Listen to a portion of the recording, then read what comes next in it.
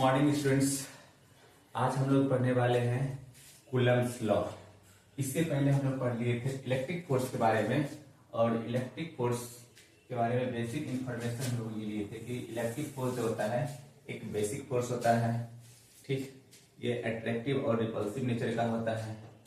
इसके बाद बताए थे कि इलेक्ट्रिक फोर्स जो है एक लॉन्ग रेंज फोर्स भी हो सकता है अगर वो सफिशिएंट क्वांटिटी में चार्ज हो तो। इसके बाद बताए थे कि इलेक्ट्रिक फोर्स जो होता है वो सेंट्रल इन नेचर होता है, वो दो चार्ज के सेंट्रल टू सेंट्रल फोर्स लगाता है, ठीक। इसके बाद बताए थे कि इलेक्ट्रिक फोर्स जो होता है वो सुपर पोजिशन प्रिंसिपल को फॉलो करता है, ठीक। इलेक्ट्रिक फोर्स होता है वो सुपर पोजिशन प्रिंसिपल को फॉलो करता है। आज हम लोग पढ़ने वाले हैं कूलम्ब्स लॉ, ठीक, यानी calculation of electric force. Electric force का कैलकुलेशन कैसे करते हैं, तो इलेक्ट्रिक फोर्स को कैलकुलेट करने के लिए हम लोग कूलम्ब्स लॉ स्टडी करते हैं। यानी कूलम्ब्स लॉ क्या होता है, कूलम्ब्स लॉ, ठीक। ये कूलम्ब्स लॉ क्या होता है? कूलम्ब्स लॉ है, कूलम्ब साहब का ये कहना है कि अगर दो पॉइंट चार्ज है, ठीक, दोनों को अगर स्मॉल आर डिस्टेंस पे रखा जाए तो दोनों के बीच में जो फोर्स लगेगा, कितना क्वांटिटी में फोर्स लगेगा, उसका कैलकुलेशन ही कूलम्ब्स लॉ कहलाता है, ठीक। मतलब कूलम्ब लॉ जो है ये एक पॉइंट चार्ज के लिए वैलिड होता है।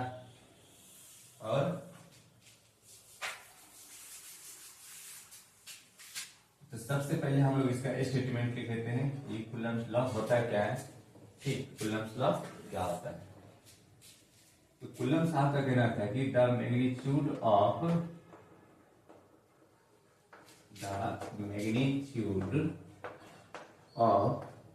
इलेक्ट्रिक फोर्स, ठीक। The magnitude of electric force का जो मैग्नीट्यूड होगा, the magnitude of electric force between two charges, ठीक, बिटवीन टू चार्जेस,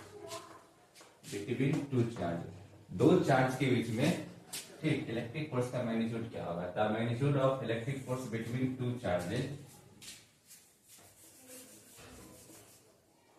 will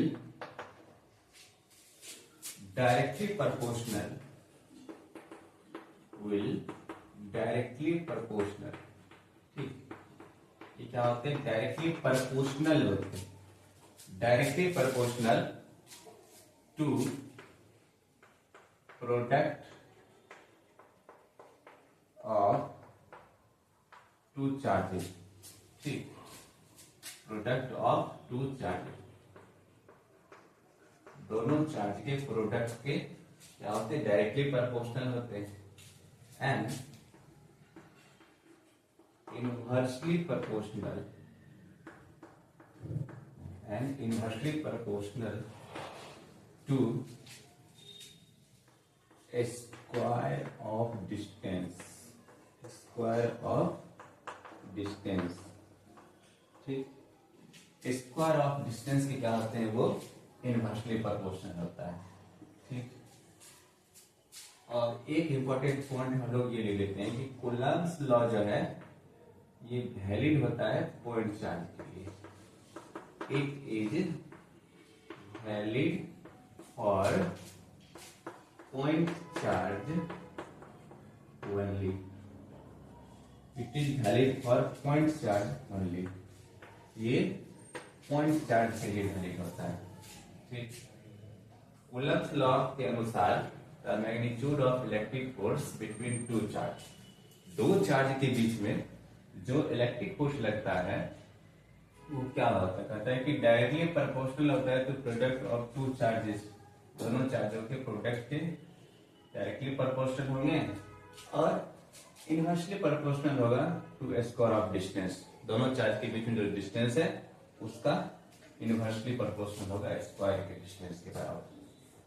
तो इसको हम लोग लिखेंगे अब मैथमेटिकली रूप में, एफ जो होगा इलेक्ट्रिक फोर्स, क्योंकि हम लोग इसके मैग्नीट्यूड कैलकुलेट करते हैं, इसको मॉड में रखेंगे, डायरेक्टली प्रोपोर्शनल होंगे मैग्नीट्यूड ऑफ Q1, ठीक, Q1 और Q2 मान लेते हैं कि दो चार्ज है Q1 और Q2 स्मॉल r डिस्टेंस पे स्थित है, तो दोनों के बीच में फोर्स लगेगा। वो फोर्स कितना लगेगा, कहता है जो इलेक्ट्रिक फोर्स लगेगा वो डायरेक्टली प्रोपोर्शनल होंगे दोनों चार्ज के मैग्नीट्यूड के प्रोडक्ट के बराबर। ठीक, ये डायरेक्टली प्रोपोर्शनल होगा। और इनवर्सली प्रोपोर्शनल होता है डिस्टेंस के स्क्वायर। इनवर्सली प्रोपोर्शनल लिखते हैं 1/r²। ठीक, ये डिस्टेंस के स्क्वायर के इनवर्सली प्रोपोर्शनल होंगे। दोनों को जब एक साथ करते हैं तो F directly proportional Q1 Q2 upon r²। इसको मॉड में रखते हैं ताकि अगर चार्ज अगर नेगेटिव में हो तो वो प्लस में ही आ जाए, जबकि इलेक्ट्रिक फोर्स का जो मान आएगा वो हमेशा पॉजिटिव में आएगा। ठीक, मैग्नीट्यूड जो होता है वो हमेशा पॉजिटिव में होता है। इसीलिए इसको जब इक्वली साइन में कन्वर्ट करते हैं, इक्वली साइन में जब कन्वर्ट करते हैं तो इसको लिखते हैं K Q1 Q2 upon r²। K Q1 Q2 upon r²। यानी इसको हम लोग अब इस प्रकार से भी लिख सकते हैं, जो इलेक्ट्रिक फोर्स होगा वो K Q1 Q2 upon r² के बराबर। ये कूलम साहब ने दो चार्ज को एयर और वैक्यूम में रख करके कैलकुलेट किए थे कि कितना मात्रा में फोर्स लगता है। बराबर निकला K Q1 Q2 upon r² के बराबर फोर्स लगता है। अब यहाँ पे K क्या है, तो K जो होता है इसको बोलते हैं कूलम कांस्टेंट। ठीक, इसको बोलते हैं कूलम कांस्टेंट, इसको बोला जाता है कूलम कांस्टेंट। और K का मान किसके बराबर होता है, तो K का मान बराबर होता है 1/4πε0, और इसका मान होता है 9 × 10⁹ ठीक। और अगर इसको यूनिट के साथ अगर लिखा जाए 9 × 10⁹, यूनिट के साथ अगर इसको हम लोग लिखेंगे तो r² इधर आ जाएगा, तो ये हो जाएगा न्यूटन मीटर स्क्वायर पर कूलम स्क्वायर, क्योंकि कूलम स्क्वायर ये नीचे आ जाएगा, तो न्यूटन मीटर स्क्वायर पर कूलम स्क्वायर। ठीक, और एप्सिलॉन नॉट यहाँ क्या है, तो एप्सिलॉन नॉट जो है वो इलेक्ट्रिक परमिटिविटी है, इलेक्ट्रिक परमिटिविटी, ये है इलेक्ट्रिक परमिटिविटी। ठीक, इसका मान कितना होता है, इसका मान होता है 8.85 × 10⁻⁻12। ठीक, 8.85 × 10⁻⁻12, और यूनिट इसका रिवर्स हो जाएगा कूलम स्क्वायर, ठीक, पर newton metre square, coulomb square पर न्यूटन मीटर स्क्वायर। ये दो इंपॉर्टेंट डाटा हम लोग याद रखते हैं। इसमें K का मान होता है 9 × 10⁹ न्यूटन मीटर स्क्वायर पर कूलम स्क्वायर। ठीक, और एप्सिलॉन नॉट का जो मान होता है वो 8.85 × 10⁻⁻12, जो K के यूनिट का रिवर्स हो जाएगा, coulomb square upon newton metre square. ठीक, तो ये होता है आपका कूलम्स लॉ। इससे आपको सिर्फ और सिर्फ दो चार्ज के बीच में कितना फोर्स लगता है वो निकलता है। हालांकि कूलम्स लॉ को वेक्टर फॉर्म में लिखा जाता है, लेकिन वेक्टर फॉर्म में डायरेक्शन निकालना ऐसे भी इजी होता है, क्योंकि कूलम दो चार्ज के बीच में जो फोर्स लगता है वो या तो अट्रैक्शन होगा या तो रिपल्सन होगा। अट्रैक्शन होगा तो दोनों के तरफ दिखा देंगे फोर्स, और रिपल्सन होगा तो दोनों को दूर दिखाते हैं फोर्स को। ठीक, ये हो गया आपका कूलम्स लॉ। इसके आगे हम लोग देखेंगे जब इसी दोनों चार्ज को, ठीक, अगर किसी मीडियम में रख दिया जाए तब क्या क्या होता है, तब इसके बारे में हम लोग स्टडी करेंगे। अब ये तो था एयर में, ठीक,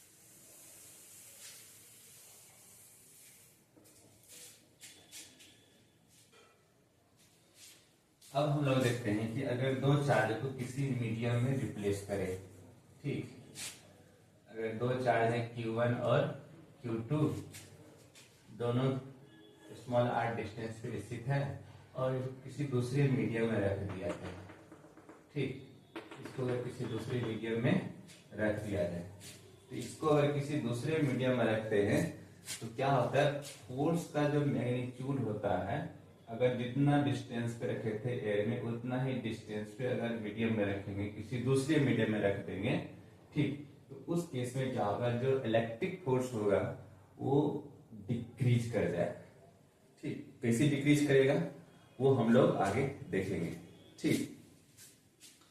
तो इसको हम लोग लिखते हैं, यहां पे जो फोर्स लगेगा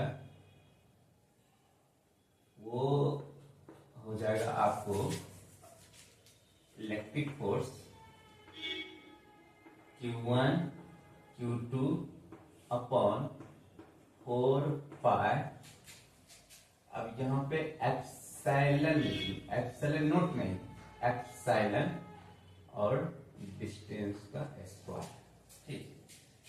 ये एप्सिलॉन क्या है, ये एप्सिलॉन है मीडियम का इलेक्ट्रिक परमिटिविटी, ठीक। इस एप्सिलॉन का मान कैसे कैलकुलेट करेंगे वो आगे अभी जस्ट हम लोग देखने वाले हैं। जो इलेक्ट्रिक फोर्स होगा यहाँ पे Q1 Q2 upon 4 pi epsilon r square, ठीक। ये एप्सिलॉन क्या है, ये मीडियम का इलेक्ट्रिक परमिटिविटी है, ठीक। इसको कैसे लिखते हैं हम लोग, तो इसको समझने, इसको लिखने के लिए हम लोग डिफाइन करते हैं क्वांटिटी रिलेटिव इलेक्ट्रिक परमिटिविटी, ठीक, रिलेटिव इलेक्ट्रिक परमिटिविटी, और इसको बोलते हैं डाई इलेक्ट्रिक कांस्टेंट, बोला डाई इलेक्ट्रिक कांस्टेंट, ठीक। इसको हम लोग डाई इलेक्ट्रिक कांस्टेंट भी लिखते हैं, एप्सिलॉन r या k, दोनों से इसको रिप्रेजेंट किया जाता है। ये क्या होता है, ये होता है एक यूनिट लेस और डायमेंशन लेस क्वांटिटी, ठीक। इट इज यूनिट लेस, ठीक, it is unit less and dimension less quantity,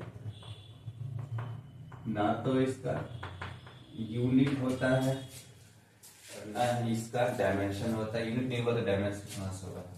तो रिलेटिव इलेक्ट्रिक परमिटिविटी और डाइलेक्ट्रिक कांस्टेंट जो होता है एक यूनिट लेस और डायमेंशन लेस क्वांटिटी होता है, ठीक। इसको कैसे लिखते हैं फॉर्मूला रूप में, इसको लिखते हैं एप्सिलॉन r जो होता है वो epsilon divided by epsilon note, ठीक। ये एप्सिलॉन क्या है, ये है मीडियम का इलेक्ट्रिक परमिटिविटी, और एप्सिलॉन नोट क्या है, ये एयर और वैक्यूम का इलेक्ट्रिक परमिटिविटी है, मतलब ये दोनों का रेशियो होता है रिलेटिव इलेक्ट्रिक परमिटिविटी, मीडियम का इलेक्ट्रिक परमिटिविटी, एयर और वैक्यूम का इलेक्ट्रिक परमिटिविटी, दोनों का रेशियो होता है रिलेटिव इलेक्ट्रिक परमिटिविटी, ठीक। यहां से हम लोग अगर सिर्फ एप्सिलॉन को लिखे तो लिख सकते हैं epsilon r into epsilon note, ठीक। अब इसी का मान जब यहाँ एप्सिलॉन की जगह पर रखेंगे तो इसका इक्वेशन चेंज हो जाएगा, इसको लिख सकते हैं Q1 Q2 अपॉन 4 पाई, ठीक। अब इस एप्सिलॉन के जगह पे हम इसको रिप्लेस कर सकते हैं 4 pi epsilon note epsilon r into r square, ठीक। तो ये हुआ मीडियम में लगने वाला फोर्स। अब एप्सिलॉन r का मान क्वेश्चन में दिया जाता है, ठीक। ये हो गया आपका यूनिट लेस है डायमेंशन लेस क्वांटिटी। जब हम लोग दो चार्ज को सेम डिस्टेंस पे किसी मीडियम में रखते हैं तो वहां पे लगने वाला जो फोर्स होगा वो इक्वल होगा Q1 Q2 divided by 4 pi epsilon note epsilon r, ठीक। इंटू आर स्क्वायर के बराबर है। इसके बाद हम लोग छोटा छोटा बात लिख लेते हैं कि जो एयर का रिलेटिव इलेक्ट्रिक परमिटिविटी होता है,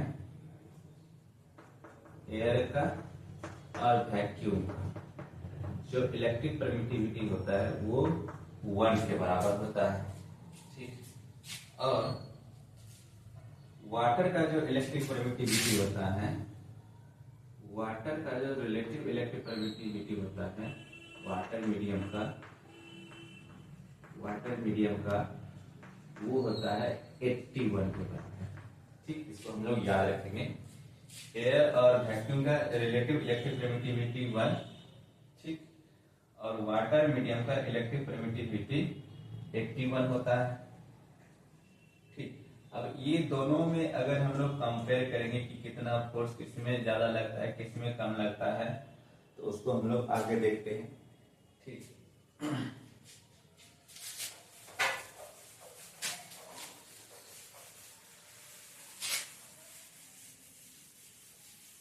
रिलेटिव इलेक्ट्रिक परमिटिविटी से फोर्स में कितना चेंज हो जाता है अभी हम लोग देखेंगे।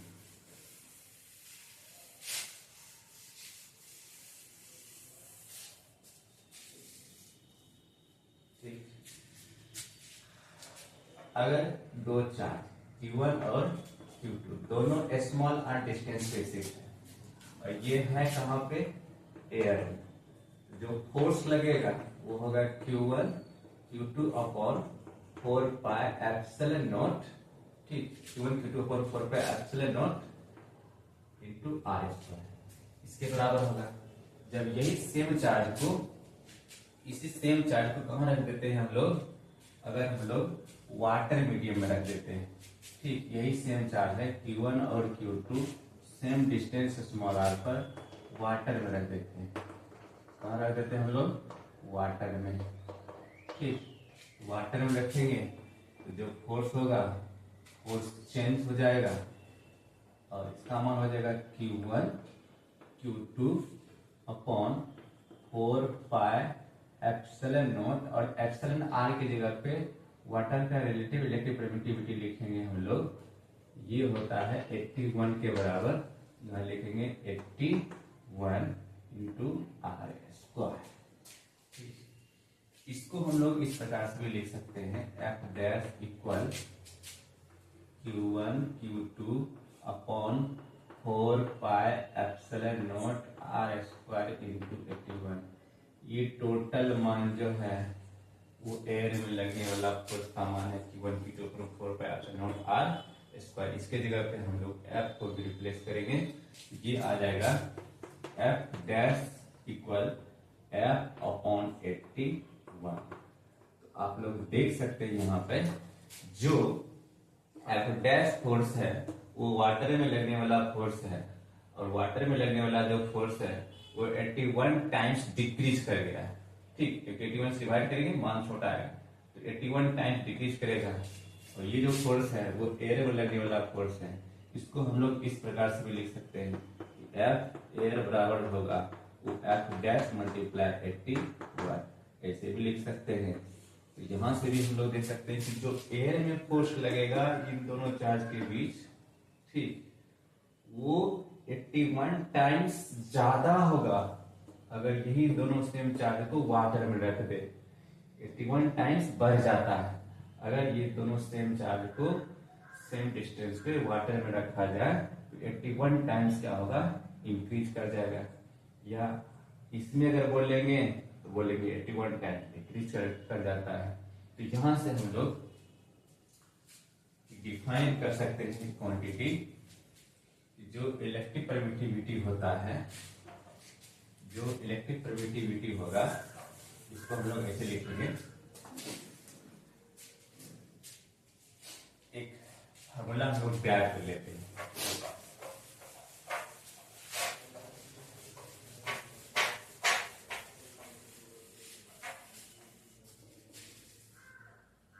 अगर दो चार्ज है Q1 और Q2 दोनों स्मॉल आर डिस्टेंस पे स्थित है, एयर में है, तो जो फोर्स लगेगा वो होगा Q1 Q2 upon epsilon naught are square के बराबर होगा। ठीक, और इसी चार्ज को जब हम लोग वाटर मीडियम में रख देते हैं, ठीक, वाटर मीडियम में रख देते हैं, वाटर मीडियम में रख देंगे तो यहाँ पे जो फोर्स होगा वो एफ डैश फोर्स का फोर्स चेंज हो जाएगा। इसको लिखेंगे Q1 Q2 upon 4 pi epsilon naught epsilon R into R square. ठीक, और दोनों को डिवाइड करते हैं, एफ इसको मान लो इक्वेशन 1, इसको मान लेते हैं इक्वेशन 2। ठीक, यहाँ लिखेंगे डिवाइडेड बाय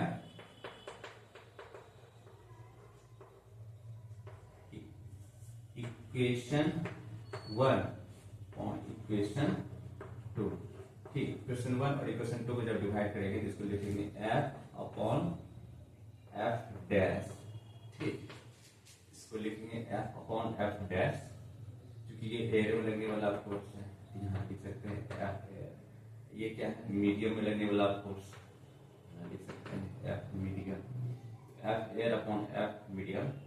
ये हो जाएगा Q1 Q2 upon 4 pi epsilon naught are square divided by, ये पूरा मान यहाँ नीचे रखेंगे, Q1 Q2 upon 4 pi epsilon naught, ठीक, epsilon are into are square. अब इसको जब सॉल्व करेंगे, इसको जब सॉल्व करेंगे तो इसको इसे लिखेंगे Q1 Q2 upon 4 pi epsilon naught are square, ये चला जाएगा ऊपर, ठीक, 4 pi epsilon naught epsilon r r square, ये रहेगा नीचे Q1 इंटू Q2। आप यहां से ही काट सकते थे, बस ऐसे सिंप्लीफाई कर सकते हैं हम लोग। Q1 Q2 cancel, 4 pi epsilon naught 4 pi epsilon naught cancel, r square से आर स्क्वायर कैंसिल, क्या बच गया एप्सिलॉन आर। तो हम लोग देख सकते हैं कि जो एफ एयर है, एफ एयर है वो और एफ मीडियम दोनों का जो रेशियो है वो एप्सिलॉन आर के इक्वल आया, इक्वल आया, एप्सिलॉन आर के इक्वल आया। यानी रिलेटिव परमिटिविटी जो होती है वो एयर में लगने वाला फोर्स और मीडियम में लगने वाला फोर्स, ये दोनों का रेशियो होता है। जहां से भी हम लोग इसको डिफाइन कर सकते हैं रिलेटिव इलेक्ट्रिक परमिटिविटी को, या किसी को हम लोग ऐसे भी लिख सकते हैं, एफ एयर जो होता है, एफ एयर जो होगा वो एप्सिलॉन आर मल्टीप्लाई होगा एफ मीडियम का। ठीक, इस फॉर्मूला पे क्वेश्चन डायरेक्ट आता है लोग, तो एप्सिलॉन का मान देगा, एफ एयर का मान देगा, तो एफ मीडियम का मान निकालेंगे, आसानी से हम लोग निकाल लेंगे, दोनों फॉर्मूला है। ठीक, इस पे क्वेश्चन आता है, इसको हम लोग ध्यान रखेंगे। जो एफ एयर और एफ मीडियम दोनों का जो रेशियो होता है वो एप्सिलॉन आर के इक्वल आता है। ठीक, इसके बाद हम लोग आगे देखते हैं।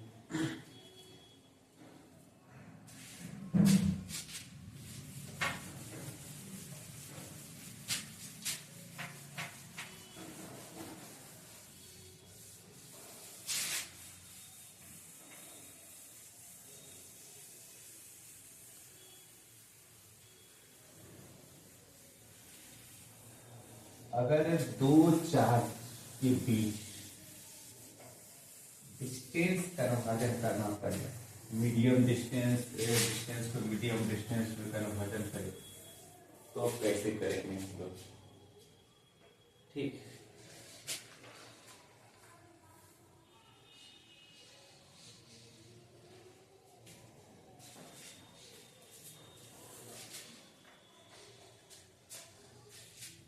अब हम लोग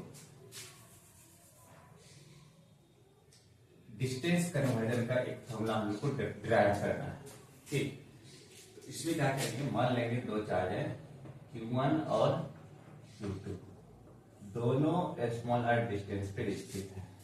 ठीक, और दोनों के बीच में जो फोर्स लगेगा वो F होगा Q1 Q2 अपॉन 4πε0 R स्क्वायर के बराबर। ये मान लेते हैं एयर में, यहाँ पे है एयर में है। ठीक, अब हम लोग क्या करेंगे, हम लोग इसी सेम चार्ज को सेम डिस्टेंस पे किसी जब मीडियम में रखते हैं, ठीक, जब किसी मीडियम में इसको रखा जाए तो क्या होगा, फोर्स का मान डिक्रीज करेगा। तो हम लोग चाहते हैं कि फोर्स का मान इसका सेम रहे, ठीक, फोर्स का मान इसका सेम रहे।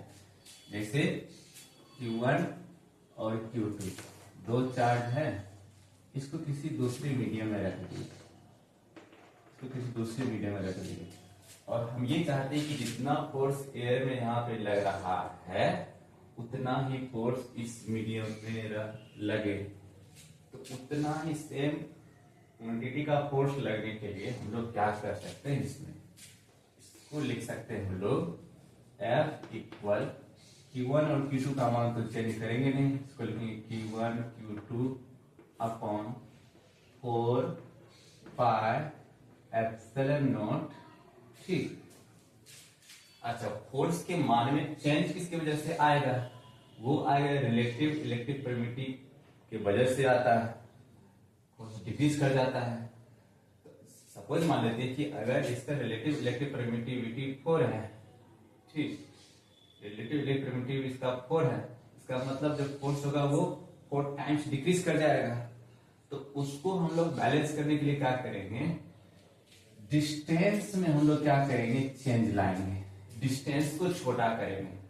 अगर इलेक्ट्रिक परमिटिविटी 4 लिए हैं तो इसका डिस्टेंस क्या करेंगे, हम लोग हाफ ले लेंगे। जैसे हाफ लेंगे तो हाफ का स्क्वायर हो जाएगा 1/4, अब 4 चला जाएगा ऊपर तो 4 से 4 कैंसिल हो जाएगा, जो फोर्स यहाँ लगेगा वही फोर्स यहाँ पर भी लगेगा। ठीक, यहाँ पे क्या करेंगे, जो इलेक्ट्रिक परमिटिविटी होगा वो तो एप्सिलॉन आर ही रहने वाला है, ठीक, और डिस्टेंस यहाँ पे ले लेंगे r डैश, यहाँ लिखेंगे r डैश का स्क्वायर। ठीक, इससे क्या होगा, जो फोर्स यहाँ लग रहा था वही सेम फोर्स यहाँ पर भी लगेगा, मतलब ये फोर्स आपस में इक्वल है। ठीक, इसको समीकरण 1 मान लेते हैं, इसको समीकरण 2 मान लो। अगर दोनों फोर्स आपस में इक्वल है, ठीक, मान लीजिए दोनों फोर्स आपस में इक्वल है, तो हम लोग लिख सकते हैं फ्रॉम इक्वेशन 1 एंड 2, इक्वेशन 1 और इक्वेशन 2 दोनों से, दोनों फोर्स को हम लोग इक्वल कर लेंगे, Q1 Q2 अपॉन 4πε0 R square equal Q1 Q2 अपॉन 4πε0 एप्सिलॉन R और R डैश का स्क्वायर। अब यहाँ पे देखिए क्या होगा, Q1 और Q2 कैंसिल, 4πε0 कैंसिल, ये R स्क्वायर, ठीक, ये R डैश का स्क्वायर। अब इसको ऊपर कर लेंगे, इसको लिख सकते हैं R square equal epsilon R dash का स्क्वायर, ऐसा लिख सकते हैं। इस स्क्वायर को जब इधर भेजेंगे तो ये रूट में कन्वर्ट हो जाएगा, तो स्मॉल r बराबर लिख सकते हैं रूट अंडर एप्सिलॉन R और R डैश, क्योंकि ये इस पे जब रूट चढ़ेगा तो एक बाहर आ जाएगा, ये हो जाएगा R डैश। तो यहां से एक रिलेशन स्टेब्लिश हो गया, ठीक, और इसमें R क्या है, ये है एयर डिस्टेंस, ठीक, R को हम लोग लिखेंगे एयर डिस्टेंस, ये है आपका एयर डिस्टेंस, और R डैश क्या है, R डैश है आपका मीडियम डिस्टेंस, ये है मीडियम डिस्टेंस। तो ये एक इंपॉर्टेंट रिलेशन हम लोग याद रखेंगे, जो एयर डिस्टेंस होगा वो रूट अंडर एप्सिलॉन R का R डैश यानी मीडियम डिस्टेंस का R इतना गुना क्या होगा, इक्वल होगा। ये रिलेशन हम लोग याद रखते हैं। ठीक, अब हम लोग देखते हैं कि अगर किसी दो मीडियम के बीच में, इसके बाद जो हम लोग पढ़ने वाले हैं, दो मीडियम के बीच में किसी डाइलेक्ट्रिक सब्सटेंस को अगर रिप्लेस कर दे तो क्या होगा। ठीक, अभी तो सिर्फ एयर है, यहाँ सिर्फ दूसरा मीडियम है। एयर के लिए ये फॉर्मूला लगाते हैं। ठीक, किसी मीडियम में रख देंगे तो वहां पे डाइलेक्ट्रिक कांस्टेंट यानी एप्सिलॉन आर आ जाता है। लेकिन अब ऐसा होगा कि ये दोनों चार्ज के बीच में कोई एक ऐसा मीडियम रख दिया जाए जहां पे क्या हो, कुछ डिस्टेंस एयर का हो, कुछ डिस्टेंस उस मीडियम का, तब कैसे काम करेंगे हम। ठीक, उसके बारे में हम लोग को देखना है।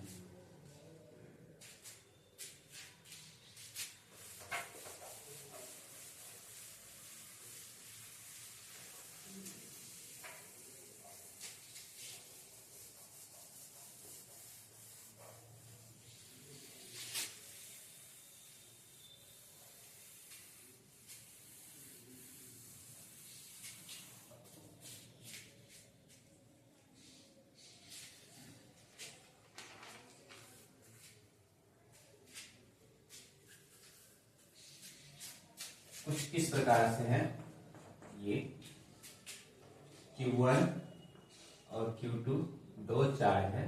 ठीक, और इसके बीच में कोई एक डाइलेक्ट्रिक सब्सटेंस रख दिए, इसका थिकनेस है T।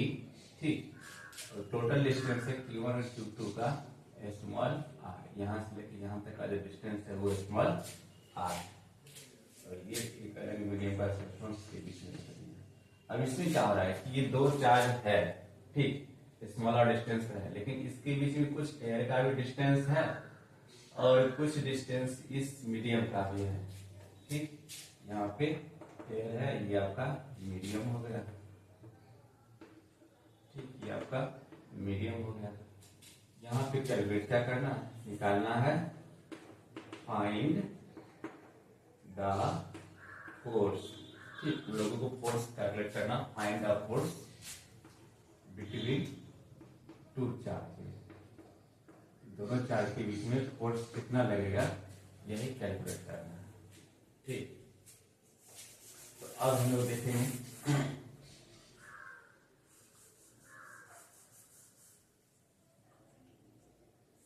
सबसे पहले हम लोग क्या करेंगे, डिस्टेंस निकालेंगे।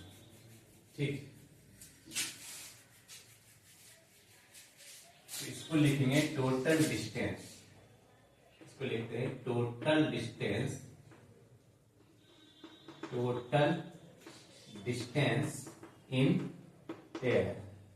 एयर का टोटल डिस्टेंस कितना, टोटल डिस्टेंस है स्मॉल आर, उसमें से अगर टी थिकनेस का डिस्टेंस अगर माइनस करते हैं तो वो एयर डिस्टेंस आएगा आर माइनस टी। ठीक, आर माइनस टी, और ये मीडियम का डिस्टेंस है, मीडियम डिस्टेंस को एयर डिस्टेंस में कन्वर्ट कैसे करेंगे, अभी जस्ट पढ़े थे, plus root under epsilon r. ठीक, और आर डैश क्या था, वो मीडियम डिस्टेंस था, यहाँ मीडियम डिस्टेंस क्या है टी, यहाँ लिख देंगे स्मॉल टी। ये हो गया टोटल डिस्टेंस इन एयर। अब इसको हम लोग इजीली प्रूव क्या करेंगे, कूलम्स के फॉर्मूला में अप्लाई कर लेंगे। क्या बराबर हो जाएगा, Q1 Q2 upon 4 pi epsilon naught, और आर स्क्वायर की जगह पे ये टोटल अमाउंट लिखना पड़ेगा, r minus t plus epsilon are into t का होल स्क्वायर।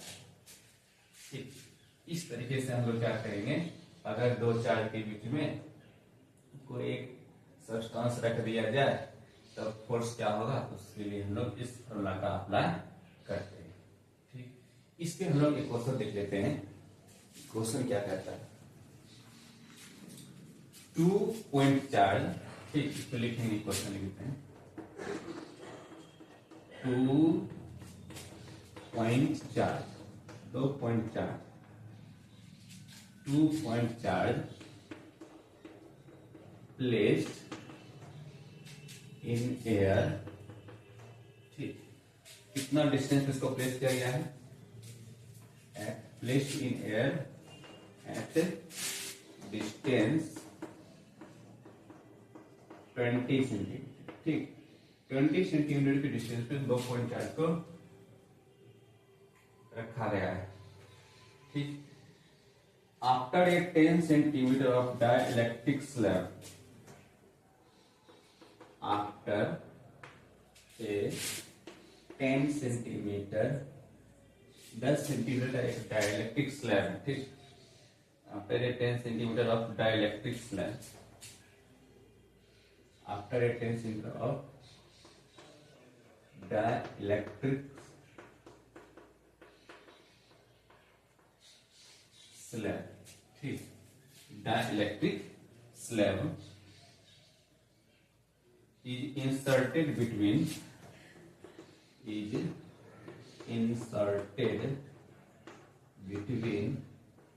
two charges, दो चार्ज के बीच में इसको रखा गया है। हम लोगों को कैलकुलेट क्या करना है, नाउ द फोर्स बिटवीन, आगे लिखा हुआ है now the force between, now the force between, ठीक। Now the force between, now the force between charges, now the force between charges will, ठीक। Now the force between charges will be reduced, will be reduced, घट जाता है, कितना घटता है, will be reduce to 1/4, ठीक। Will be reduce to 1/4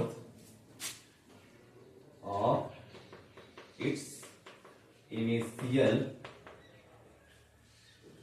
ठीक, of its initial value, initial value से 1/4 जो है घट जाता है, ठीक। तो कैलकुलेट करना है, find the dielectric constant of slab, find the dielectric constant, find the dielectric constant of slab, slab का क्या करना है, डाइलेक्ट्रिक कांस्टेंट निकालना है।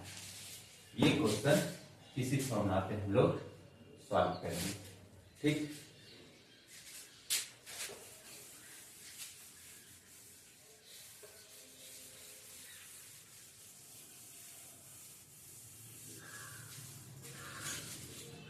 देखिए लिखा हुआ है 2.4 प्लेस्ड इन एयर, ठीक। 2.4 है placed in air at distance 20 centimetre. इसको इधर सॉल्व करते हैं लोग। 2.4 है Q1 और Q2 दोनों 20 सेंटीमीटर के डिस्टेंस पे प्लेस किया गया है, placed at in air at 20 centimetre. After a 10 centimetre of dielectric slab is inserted between two charges. इसके बाद क्या करते हैं, दोनों चार्ज के बीच में, ठीक, दोनों चार्ज के बीच में एक डाइलेक्ट्रिक स्लैब रख देते हैं, डाइलेक्ट्रिक स्लैब रख देते हैं, ठीक। ये है 10 सेंटीमीटर का डाइलेक्ट्रिक स्लैब, टोटल डिस्टेंस है 20 सेंटीमीटर। और इसके बीच में एक डाइलेक्ट्रिक स्लैब रख दिया गया जिसकी थिकनेस दे दिया आपको 10 सेंटीमीटर, ठीक। 10 centimetre of dielectric slab is inserted between two charges. Now the force between charges will be reduced to 1/4. जैसे इसको रखे फोर्स क्या होगा, 1/4 डिक्रीज होगा। यहाँ पे जो फोर्स लग रहा होगा यहाँ पे 1/4 लगेगा इस फोर्स का, ठीक। मतलब यहाँ पे जो फोर्स का मान आएगा वो F डैश होगा, वो F/4 के बराबर, ठीक। अगर इसे मान लो F फोर्स लग रहा है, इसमें F फोर्स लग रहा है, यहाँ पे लगेगा F डैश इक्वल F/4, इस फोर्स का 1/4, ठीक। इस फोर्स का 1/4 लगेगा। ये फोर्स कितना लगेगा, ये हो जाएगा Q1 Q2/4 pi epsilon not इसको लिखेंगे 20 का स्क्वायर, ठीक, 20 का स्क्वायर। और एफ डैश का मान कितना हो जाएगा, तो एफ डैश का मान हो जाएगा आपको, ये एफ डैश का मान हम लोग निकाल लें, ये हो जाएगा Q1 Q2 upon 4 pi epsilon naught, ठीक, 4 पाई एप्सिलॉन नॉट। और डिस्टेंस हो जाएगा r माइनस टी, 20 में 3 देगा 10, ठीक, 10 एप्सिलॉन इसका स्क्वायर लिख लीजिए। ये हो गया एफ डैश का मान। और एफ डैश का मान इसके बराबर है एफ अपॉन 4 के बराबर, इसको लिखेंगे एफ बाई 4। एफ का मान है कितना आया हुआ है, इसको पूरा यहाँ एफ की जगह पर रिप्लेस करना है, इसको लिख लीजिए Q1 Q2 upon 4 pi epsilon naught 10 plus 10 root under epsilon r का होल स्क्वायर, ठीक, 10 plus 10 root under epsilon r का होल स्क्वायर। एफ का मान जब यहाँ पे रखेंगे इसको कुछ इस प्रकार से लिख सकते हैं 1/4 Q1 Q2 upon 4 pi epsilon not 20 का स्क्वायर, ठीक, इसको इस तरफ से लिख लीजिए। इसमें बहुत सारे टर्म कैंसिल हो जाएंगे, 10 plus 10 root under epsilon r का होल स्क्वायर। इसमें Q1 से Q2 खत्म, 4 पाई एप्सिलॉन नॉट कैंसिल, ठीक, बच क्या गया 1/4 20 का स्क्वायर, ठीक। इसको हम लोग रिवर्स करके लिखते हैं, 4 मल्टीप्लाई 20 का square equal 10 plus 10 root under epsilon r का होल स्क्वायर। इस स्क्वायर को जब इधर लाएंगे ये बन जाएगा रूट से बाहर आ जाएगा टर्म, ये लिखाएगा आपको 10 plus 10 root under epsilon r, इसको हम इधर लिख रहे हैं, इधर लिख लेंगे 10 plus 10 root under epsilon r equal, अब जैसे इसको रूट के अंदर डालेंगे तो 4 से एक 2 बाहर आएगा, 20 का स्क्वायर से एक 20 बाहर आएगा, ठीक।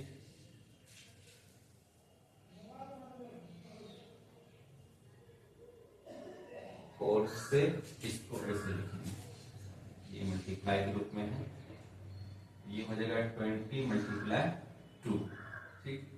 यहाँ से फिर 10 को जब इधर भेजेंगे तो ये हो जाएगा 10 रूट के अंदर एप्सिलॉन r इक्वल 30, 0 से 0 कैंसिल, यहाँ से आ गया आपको एप्सिलॉन r इक्वल, जब इस रूट को इधर भेजेंगे t का स्क्वायर बन जाएगा, मतलब बहुत सारे स्क्वायर करेंगे, इसका रूट उड़ेगा, इससे t का स्क्वायर आ जाएगा, t और यहाँ 9, यानी इस सब्सटेंस का जो रिलेटिव इलेक्ट्रोनेगेटिविटी है वो कितना है 9, यही आपको निकालना है, ये आपका फाइनल आंसर है।